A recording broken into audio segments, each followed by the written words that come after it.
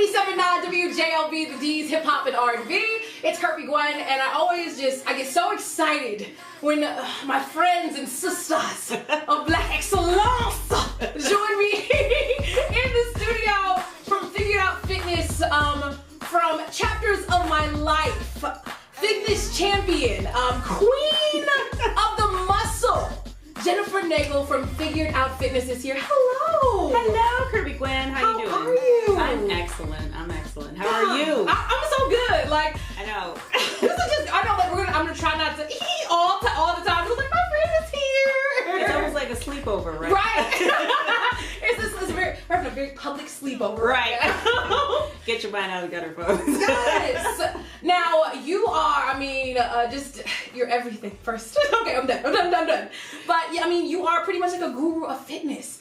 And how long has this journey been for you? Oh my goodness, I have loved fitness my entire life. And if you talk to anybody in my family, I was a little kid who would bet my uncles, like, ooh, Uncle Al, I bet I can do 10 push-ups for a quarter. Or just a quarter? It was, yeah, I'm a little older, so. So yeah, I have always loved fitness, and my sister and I used to like move our tables out of the way and grab soup cans and work out to like Tammy Lee Webb and Buns of Steel and Denise Austin, which is so interesting because Tammy Lee Webb and I work together now. But yeah, and then we continued the journey, became a personal trainer, did a lot of group fitness classes. That's when I met you and my husband and I, well, my now husband and I had a fitness studio. And I just really wanted to take the fitness concept and develop it, update it 21st century. So right now I own Figured Out Fitness, an online personal training company, and work with a great team of coaches. And we work with people literally all over the world. So I think our furthest client is Argentina. Oh! Yeah. Spanish abs. Wait, is that right? Did I get the continent right? Okay. Oh, one of the things I've always admired about you is your bravery to transition, because when I met you way back in the day, we go back like 4 flats in a Cadillac. You were working for a very prestigious university, and you're also doing fitness with your husband, aka at Papa Roll Dog on the gram. And then you decided to make the transition to now start your own business. Yeah, it was scary too. Yeah. Because, I worked in a corporate or a large organization for 15 years of my life. But I always did fitness. I was a figure competitor. I, taught classes, and I did this all while having a full-time job. But I just knew I wanted to do something more with it. And I loved it so much. And I knew how great people could feel when they were taking care of themselves. And I know it sounds all like Pollyanna, but I really wanted to do this. And I love fitness. So I thought it was going to be the scariest thing in the world to leave a 15-year career, and it was doing just fine. Right. But it was great. When I walked away, it really felt like I was finally doing what I was supposed to do. So it's certainly been hard work, but I wouldn't trade it for anything. So I love it. Now, I love it. When people are listening to this, they're like, well, get to it. How can I drop these pounds? I know that's what they want to know. Okay, yes, that's great. But what would you say, from all of your experience and years in fitness, because people just want to know, how can I get skinny? How can I get the big booty or look like Kim? I don't want to say Kim K. No, how can I get the muscle booty for 2019? All right, muscle booty for 2019. Well, the biggest thing about fitness is it actually starts from the inside. If you go into it thinking like, okay, I'm just gonna drop 20 pounds or whatever and I'm gonna get a muscle booty and that's it, you're probably not going to get to your goal. You really have to think about your big reasons why you want to do it. Do you want to feel better in your skin? Do you want to feel more confident? And so, I always tell people we got to start with that big reason why, because as soon as somebody waves like a donut or a burger in front of your face, muscle booty be out the window. You're like, girl, self-love. So you really have to know why, and really stick with the basics. Eat good food 80% of the time. You don't have to be perfect. Cheeseburger and fries once a week for me. That's like part of my staple. I love it. Sorry. I want to go back. We'll come back to that. But yeah, you eat good food. I practice 80-20 rule. 80% of the time, eat good whole food, minimally processed. 20% of the time, let it be some fun stuff. And then exercise.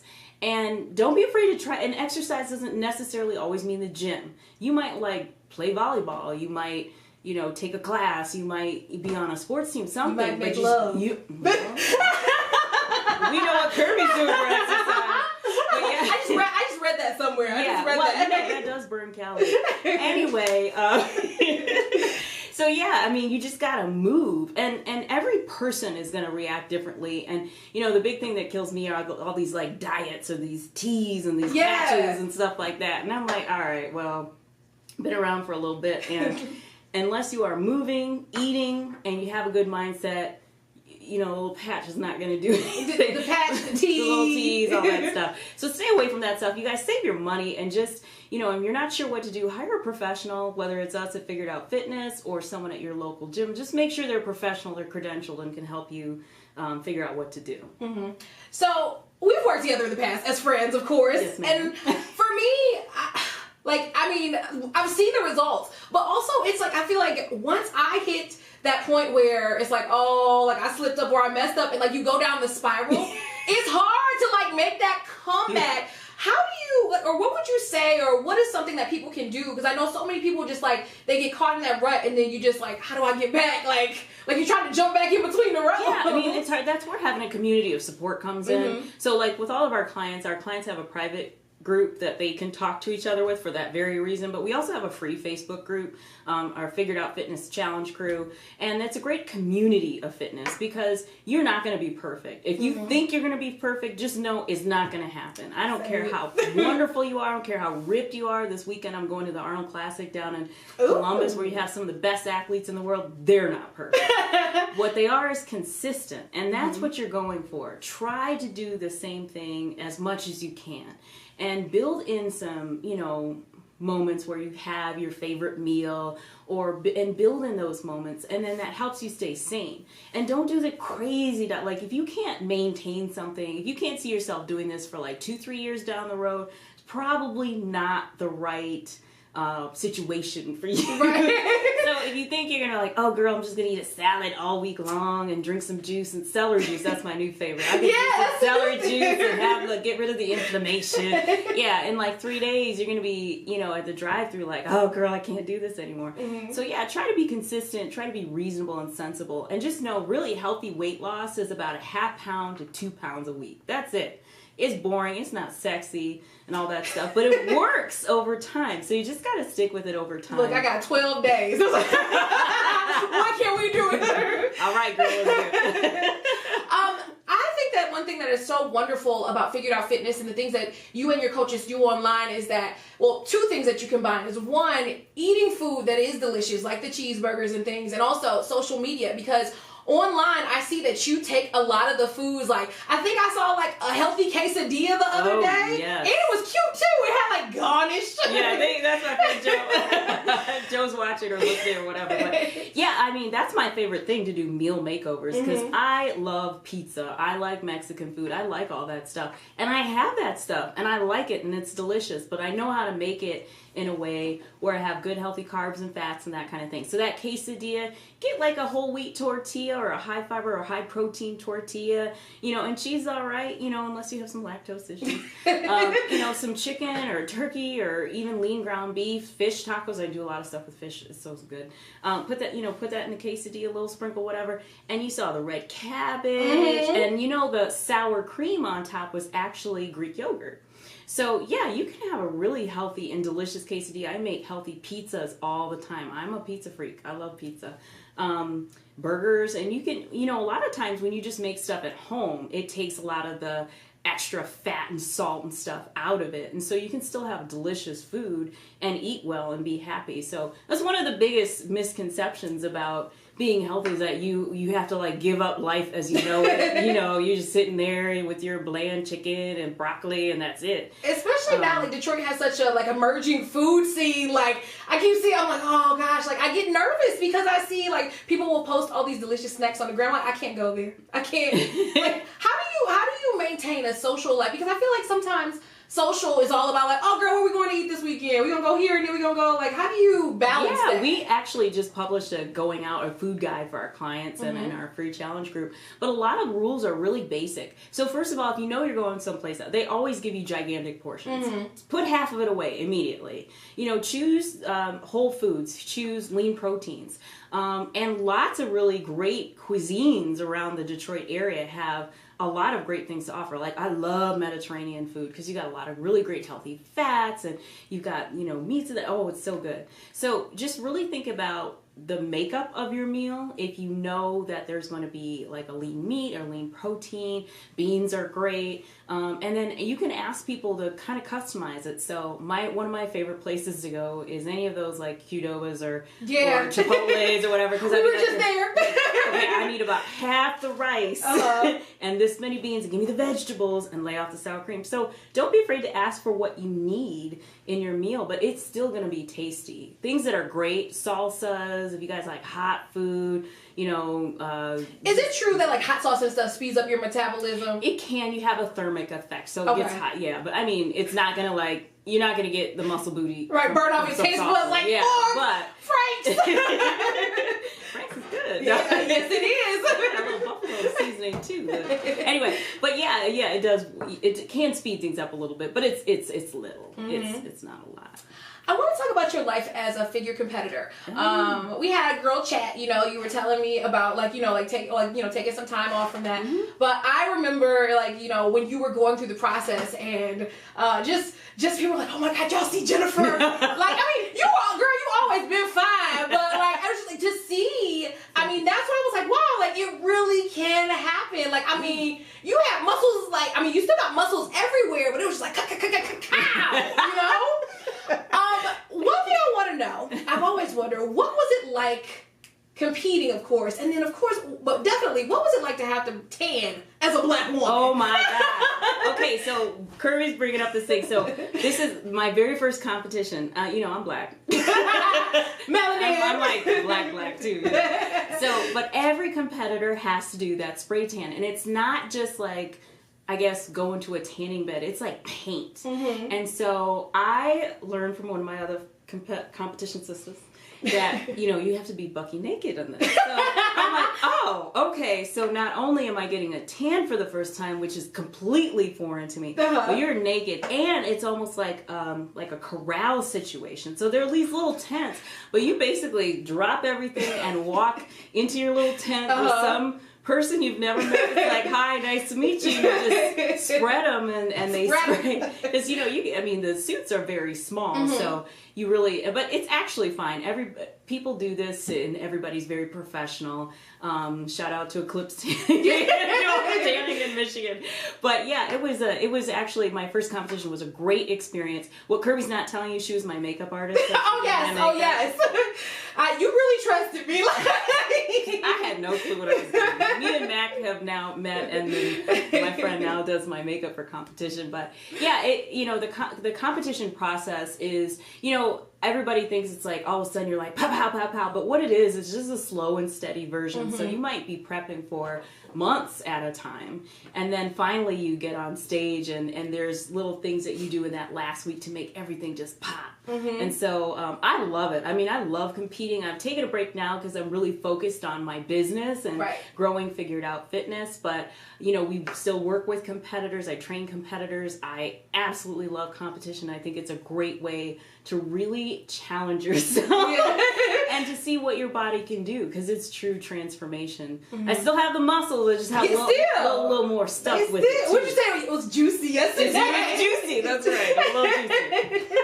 One of our our afternoon drive, shout out to Dr. Darius, he competed in his first competition, I want to say last year. Hey, Dr. Darius. Yeah. Maybe I saw you on stage. Possibly. But I remember, of course, seeing you and him, the meal prep is very important to any stage of fitness, but it's very intense. What were some of the pros and cons, or what was something you would do differently when you compete again, if you decide to compete again? Oh, well, the very first time I competed, I used meal plan, and then the second and last time I competed, I did macro-based planning, which y'all need to know. Basically, someone told me what to eat the first time. The second time, I had a little bit more flexibility. Mm-hmm. And I love the flexibility piece because I still ate really good, nutritious food. So a lot of people think, oh, you can eat whatever you want. You can eat crap. No, you still got to eat well. But I love that. What I learned about meal prepping for competition, which I still do now, is it's just so much more convenient and easier to stay on track when you have a plan in place. And so for competition, I would have literally every single meal for the week ready to go in the fridge. We had pretty containers. You should see the pictures. It was a thing of beauty. Yeah, and my husband, even though he wasn't prepping at the time, he would do it too. We would prep the kids. So we had our whole pretty containers. And now our fridge is less pretty, but we still do plan our meals ahead of time and cook a couple days at a time. And that's been such a great lesson that I've taken with me, even when I'm not competing. In the pros now, when you're not competing, you have a little bit more latitude to, have the cheeseburger and fries. Before I couldn't eat that stuff unless my coach told me it was okay. Now I'm like, all right, coach, I'm eating it. So you mentioned like prepping the kids. You are a family woman. Like you a mama, 2 dogs, husband, goodness. 3 Don't talk about the dogs. Right. 3 teenagers. Yep. And there are so many, people, but women specifically who, they have careers, they have all this stuff going on. They're like, how am I supposed to prep these meals, watch these kids, do this? What are your suggestions for especially women to, get a hold on? Because meal prep is big, but just getting in a routine when you have so much going on. I'll tell you what, being a woman is hard. Being a mother is hard. Yes. And Kirby mentioned we do have 3 teenagers in the house, 2 old dogs, and then my husband, and he's not an old dog, but we have to be responsible for that. Our kids are very active. They're in sports, they're in activities, they go places all the time. And actually, meal prep has saved us because back in the day, before we used to meal prep, it was just chaos. And so my advice to people and families who are looking to eat well or do better is the planning stuff is really important. Get the kids involved.